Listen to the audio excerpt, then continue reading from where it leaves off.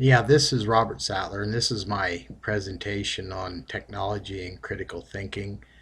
And basically, we want to ask ourselves, how do we get students to think critically, and how do we get them to take an interest in what we're teaching them, and to get past that just making the grade or preparing them for some tests that we're going to have to take, and then how do we arouse their curiosity, and how do we make a sustained difference in the way they think?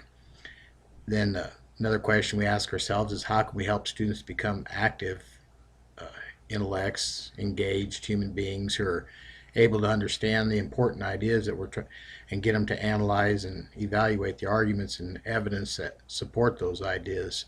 And we want them to collect and use evidence in reaching their own conclusions, and logically and consistently to examine their claims. So how can technology help us to accomplish this goal?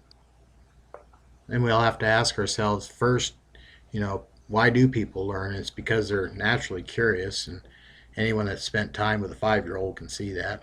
Uh, and then human beings are both rational and emotional, so we have to appeal to that both sides, uh, and their attitudes and emotions as well as their ability to understand. So, in other words, people learn naturally while trying to solve problems that concern them, and then they develop an intrinsic interest that guides their quest for knowledge. And so, what must we do as educators to get them to critically think? We have to pose questions that intrigue and fascinate them, big questions, ones that lie at the heart of our subject area or discipline. And we have to help them understand why anyone might want to solve the problem. Uh, we have to remind them of the connection between today's smaller questions and then the big question. And as educators, we have to recognize that students are most likely to become excited and motivated uh, if it appeals to their emotions, and if we show them concern for them and some faith in their ability uh, and their attitudes and values, as well as their ability to learn, uh, they'll act excited, and we can ask them both to understand abstract concepts and to see the relevance of those concepts. So we must appeal directly to their curiosity. In here, critical thinking, I talk about the teacher HOTS, or higher order thinking skills, and it's now Webb's uh, depth of knowledge. But we have to help students define and refine the abstract reasoning abilities. So, in other words, rather than thinking in terms of teaching history, biology, chemistry, or other subjects, we should think in terms of teaching students to understand, analyze, synthesize, evaluate evidence, and so forth, your higher order thinking skills.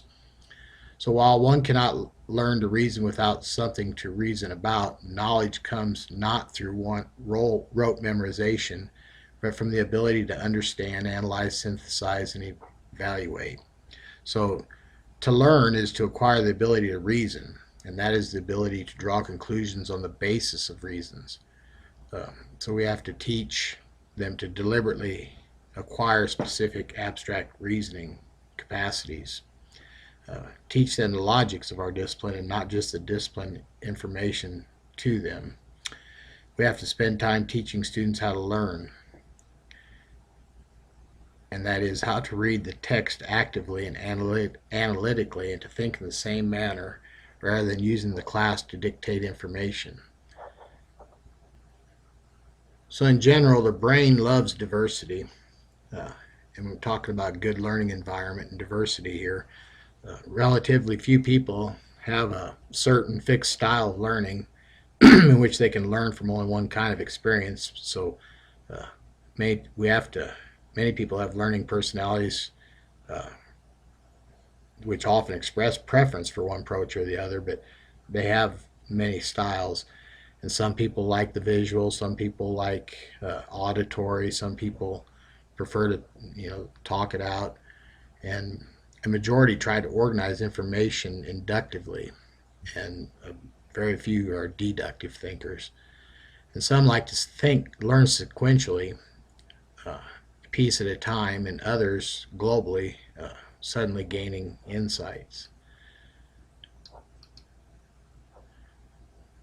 So talking more about diversity in learning environments, some like facts, data, and experiments. Others prefer to work with principles and theories. Sensors like solving problems by standardized methods. Uh, Intuitors like innovation and dislike repetition. Sensors show patience with details but hate complications. Intuitors become bored but with details but welcome complications. Sensors are good at memorizing facts, and then intuitors are good at grasping new Sensors are careful but maybe slow, and intuitors are quick but careless. Uh, then we have the challenge versus stress. There's always fear, worry, excessive anxiety, and tension, and all reduce the human capacity to think. And so we have to be careful about how we challenge them. At the same time, a healthy challenge can motivate, can help students feel comfortable and believe in their capacity to learn. And then promote a kind of uneasiness, the tension that stems from intellectual excitement, curiosity, challenge, and intense concern with particular questions. Then that tension emerges primarily from the question that we ask and the challenges that we issue, and the wonderful promise that we make about what students will be able to achieve if they're willing to join us in this up the mountain search of truth.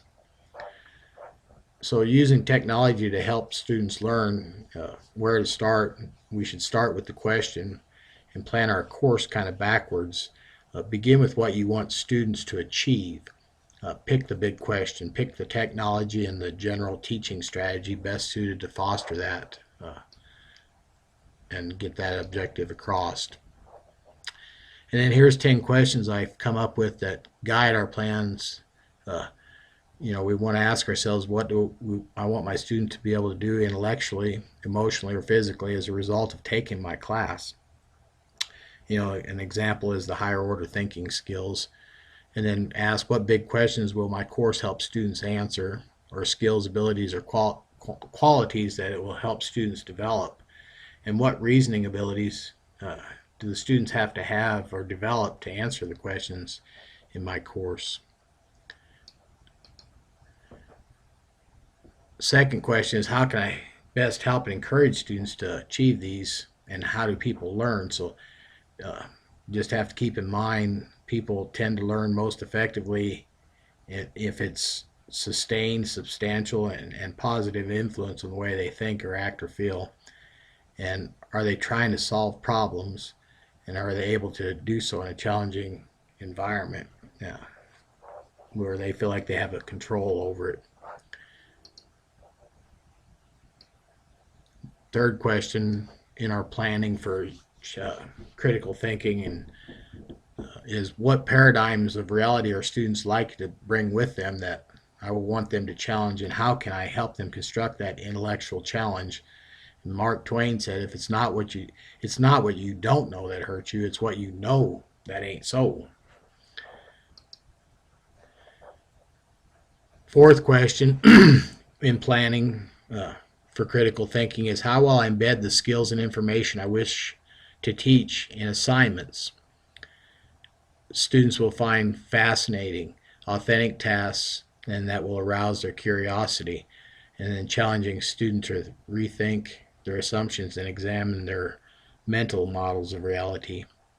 So we have to create the need to know and pick some real interesting high topics for them, and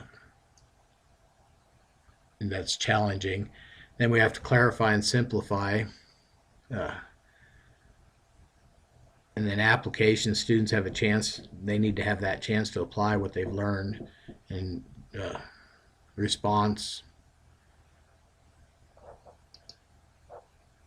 Another question we need to ask is, how can I sequence the student's experience to foster most effectively the learning I want to achieve? And so we just need to make sure we have the sequence of learning. What information will my students need to understand to answer these questions or challenge their paradigms, and how will they best obtain that information? How will I help students who have difficulty understanding the questions and using evidence and reasons to answer them? And how will I comfort them with conflicting problems? and encourage them to grapple with the issues and to think critically.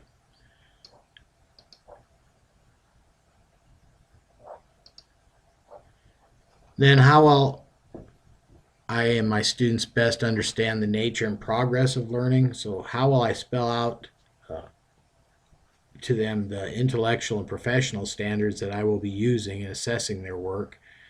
And so we need to make sure they're clear on that. And how will I help students learn to assess their own work? How will I find out how students are learning so before assessing them? And how am I going to provide the feedback? And then how will I create a safe environment? For critical thinking, we all have to feel like we're in a safe environment.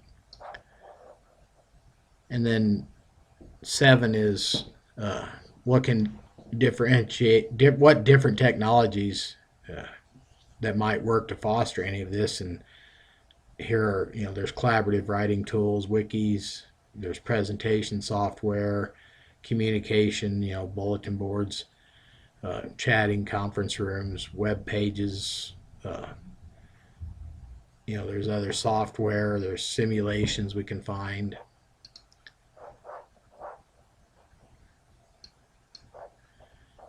And then the last 3 questions, again, which technologies will I use and how can I use these creatively and most effectively?